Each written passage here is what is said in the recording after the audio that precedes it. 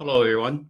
Today, I want to give a webinar on Indigenous Building Knowledge Exchange, or also known as BIKE.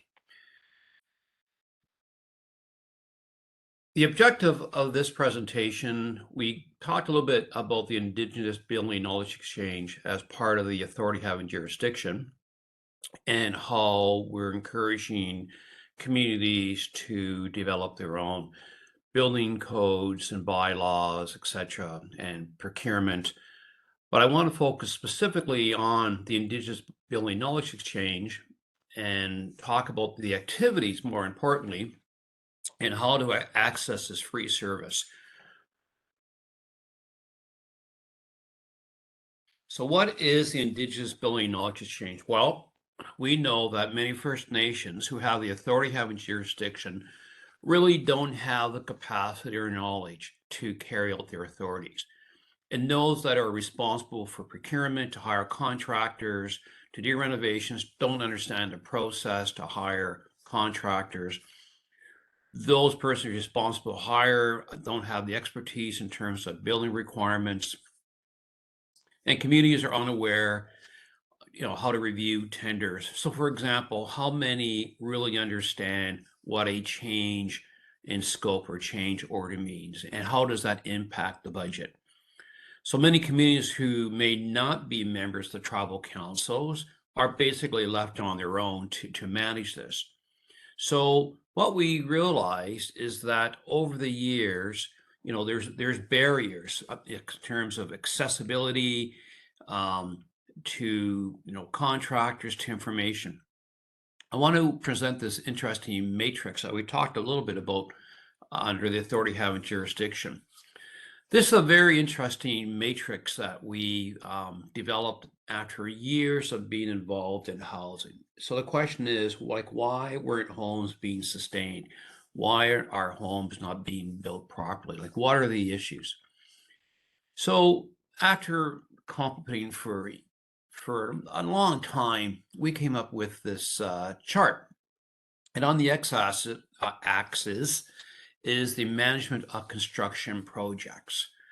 This refers to those who have experience in managing housing, have experience in procurement, tendering, contract change orders, projects, understand the building codes, the minimum requirements.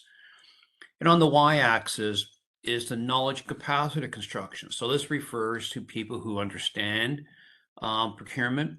They understand, you may not have, built a house, but you understand the building code requirements. You dab it around enough. You have some experience, but but enough to make you feel comfortable. But you have that, gas. So, for example, myself, I I know a little bit about, HVACs, and that's just by being around and watching it done and asking questions and, learning how not to do it basically. So what this matrix really shows is that if you take the top left corner, this is people who have high in project management and high in knowledge in terms of construction practices.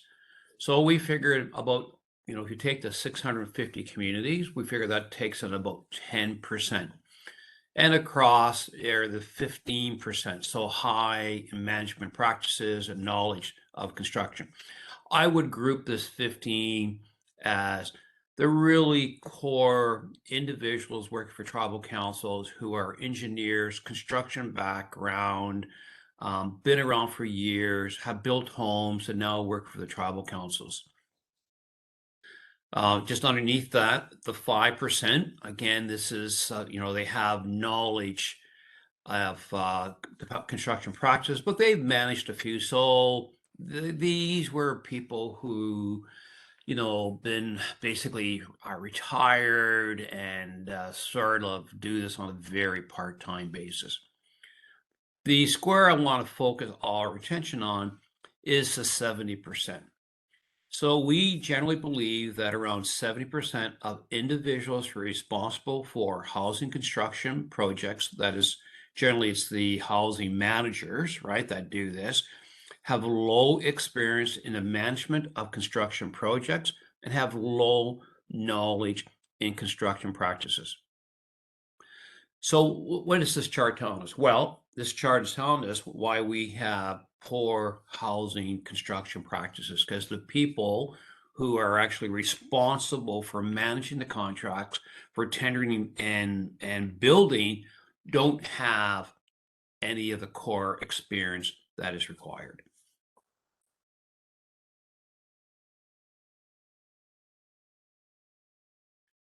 Oop, going the wrong way. Okay, I want to go forward here. Here we go. Oh boy. Okay, there we go. Okay, there we go. So basically, we developed the Indigenous Building Knowledge to Change, and we identified 9 objectives. And again, you can read the slide for yourself. That basically lays out the objectives. The key here of the objectives is we're trying to address that 70% of the communities. So, how do you get information? So if a community is building 5 homes for the first time, well, you're not going to go to, school to become a certificate in engineering or in project management, or you're not going to take all these courses in procurement. So what the Indigenous Building Knowledge Exchange does, it provides the experts to provide you with the knowledge, provides you with the capacity, helps you understand those risks. It encourages to share information. And it offers, most importantly, it provides, impartial, objective overview of the projects, and it removes the politics of the decision making in housing constructions.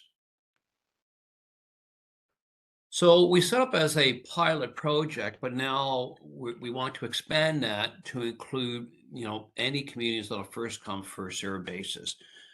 And so what are we offering? Well, we're offering a number of different types of activities. So first of all, procurement guidance. So you want to write a procurement document. Well, for free, you can contact our first FNNBOA, and we can help you after you do your draft. We can look at it and we can say, yeah, this is great. Have you included this, this, and this? Have you included a for example, contract phase? So if you know you're building in September, well then let's say in April, you put out a contract tender. So you basically say we're going to build these 5 homes, and you want to pre-qualify some contracts. So we can work with you to do that. We can help in terms of the contracting phase. We can talk how to evaluate the tenders, how to hire a contractor. We can also even help with the contract administration phase, trying to use which contracts. So we're suggesting the types of contracts to use. And we can also help in terms of billings and final occupants, or how to final payments. And we would also suggest you do a 10% holdback, because you don't have home warranties. So you can hold back 10%, and you pay the interest rate of 3 or 4% on that monies, but at least you have a warranty, and you build that right at the very beginning of the contract. So if they're not interested, you hold back for so long. So we would suggest that as part of the procurement. We can help in terms of technical guides. So in this case, we will look to see your blueprints. Are they signed off? What are the errors, emissions? What are they conflicting with any of the building codes, the standards? Are you ordering the proper windows and doors, the type of insulation? We also look at the risk. What's the risks to the communities in terms of those construction projects for new or renovated projects?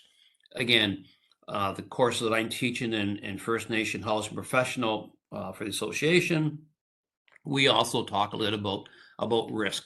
Well, risk is a huge issue for any construction or renovation project, and they should try to be identified up front, and what actions to be taken if those risks are identified or come to fruition. We can offer building code services. Again, I get calls from a community saying we need inspectors and we can't find inspectors. Well, we're suggesting we can do these inspections, but we're only going to use tele-inspections. If you go to the FNNBOA website, there's a whole tele-inspection manual and the process of how we would do that. Because the cost is hard for us to go in, and that's why you can't get inspectors also because of the cost. So we're encouraging to use the tele-inspections.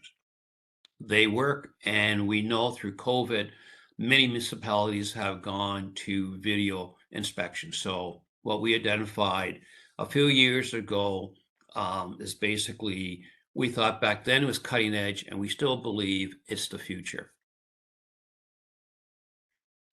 Barrier-free specifications. So we've been doing work on accessibilities, and there becomes the task of how to design a ramp, how to design ramps for accessibility. And we would work with the communities, again, this is for a free service, to look at your specifications for barrier-free in terms of renovations. And so we would look at your blueprints, we would look at your plans and your designs. Renovation guidance. One of the big challenges that we know of is that very few homes are renovated for inspection. We know through RAP they are, but other monies or renovation projects are not being reviewed. And we are offering this as a service to look at your renovation plan, the projects, and help in terms of understanding your cost.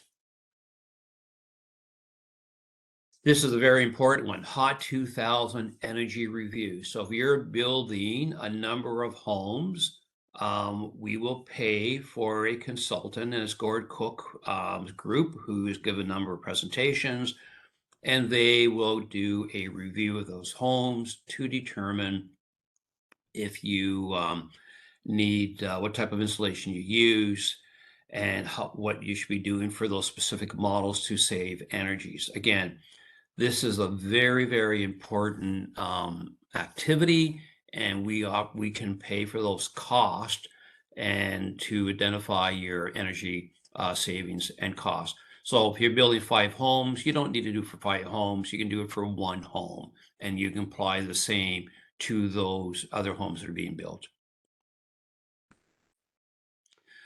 Radon gas mitigations and strategies. So we will work with any communities on a first come serve basis and to review your radon gas mitigation strategies for new homes.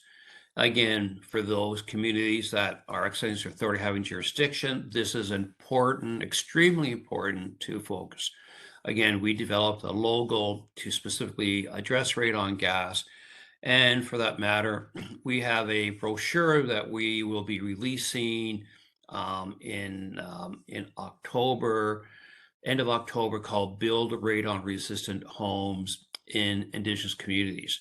So as we have discussed in the past, many communities in Canada are situated in areas that have extremely high radon gas seeping through the ground, and they need to build new homes accordingly to prevent the radon from coming into the home. It's cheaper to build radon in new homes in terms of piping than to include the piping in homes that already exist. So that's extremely, extremely important.